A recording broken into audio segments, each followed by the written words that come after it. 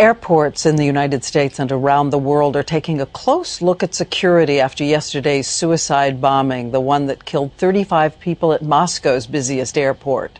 And there is an urgent question. Can officials spot a suspect just walking through a terminal from the tiniest behavioral clues? Well, tonight, Chief Investigative Correspondent Brian Ross on a U.S. program called SPOT, Screening Passengers by Observation Technique.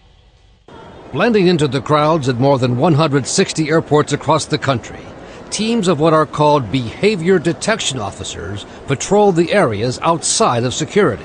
They are looking for suspicious behavior that might be indicative of terrorist intent. The eyebrows are pulled down and together in both of these angry expressions. It's an expensive, controversial program in which the officers are trained over 4 days with videos like this one, Probably saying something quite unpleasant on the left. and this series of photos to spot tiny facial micro-expressions that supposedly show hidden emotions and terrorist intent, according to TSA consultant Dr. Paul Ekman. If you have one of those emotions, it's going to appear in your face, and if you're trying to conceal it, it may well leak out in a micro-expression.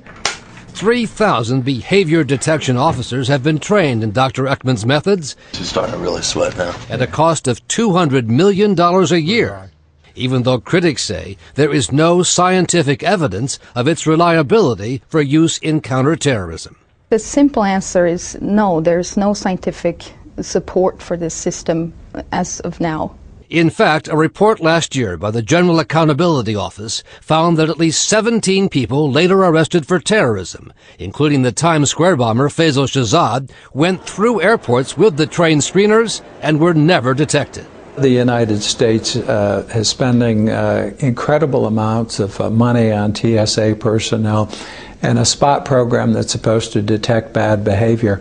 And I don't think we're capable of detecting what took place in Moscow. The TSA continues to defend Dr. Ekman and its SPOT program, saying the method has led to more than 1,700 arrests. But of those 1,700, not a single one, other than one man with some empty fuel tanks, has been charged with anything remotely connected to terrorism.